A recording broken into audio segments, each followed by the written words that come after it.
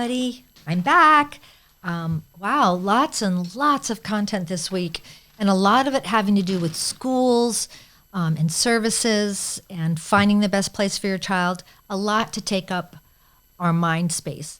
So I just want to remind you of stuff that you already know, but sometimes it's nice to hear it again from somebody else and not just from inside your head. A lot of times when we have those IEPs or those early developmental evals, or even as we are on a longer journey with your late talker into middle school and high school, and we hear labels. I think it's particularly hard to hear labels in the early part of the journey, because once we hear a label like autism or intellectual disability or whatever various labels we hear, it's like that thread of that fabric of interaction between us and our child. It's like they've pulled, it's pulled at that fabric. And all of a sudden, we start looking at our child through this lens of disorder. Excuse me, like, when we used to watch them playing or enjoying this or enjoying that, now we've heard a label, and all of a sudden there's this lens, and we're like, oh, I wonder if what they're doing now is a symptom of their disorder, or I wonder what that is a symptom of our disorder. Or then we try to pull words out. There's no way in the world I can tell you as a parent not to worry. We're going to worry.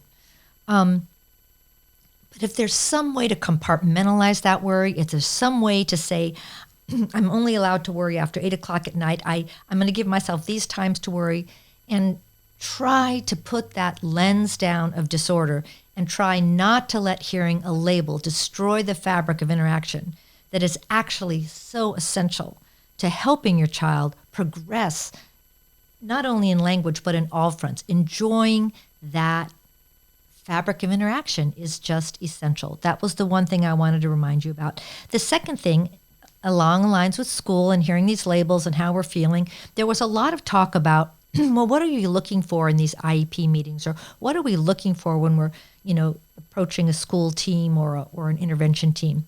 You know what? I've been in a lot of IEP meetings, and the ones that I find are the most productive are the ones where the team members, of which you are one, talk about what your child can do.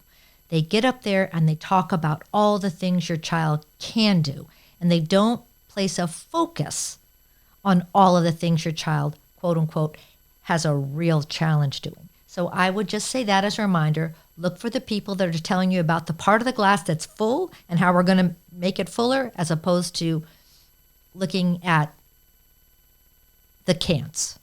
And then the last thing, and I was trying to find some way to relate this to these two little messages that I had for you. And I don't know if it directly relates, but I think it's important to say, because it has to do with our relationship with our child, respecting our child, having our child around people who truly embrace them and enjoy being around individuals. And that is, when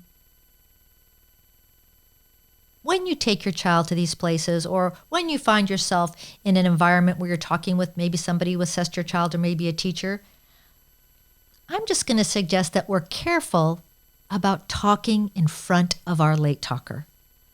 The truth of the matter is, you may have a test that says their language comprehension is, very low, sort of low, a typical, advanced, whatever the gamut. Aside from the language, there's also a social sense when people are talking. And the truth of the matter is, especially with very, very young children, no one is ever 100% sure what an individual is understanding and what they are not.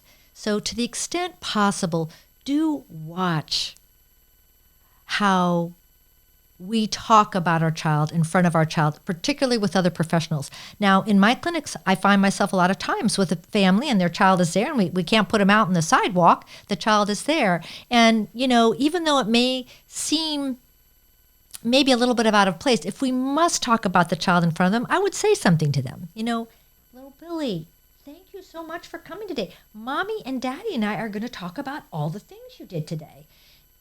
I've had plenty of people that have looked at me and said, well, that was a lot of language. Yeah, maybe it was, and I don't know how much or how little of it that child understood, but I do think that it is important for us to keep bearing in mind that we have another individual in the room who is listening and hearing something. And to the extent that we can treat that just as if it were us or anyone else, I think that's something to bear in mind. Because as you start this journey with the school, trust me, there's going to be lots of talking and lots of awesome interaction and intervention and learning. But there's going to be lots of talking. And I want to think about where our late talker is while we're doing that. All right. 3 points, kind of seemingly unrelated, but maybe not as much unrelated as we think. All right. Enjoy your late talker. I'm going to get out of here. I have a huge list today, but I'll see you next time. Bye.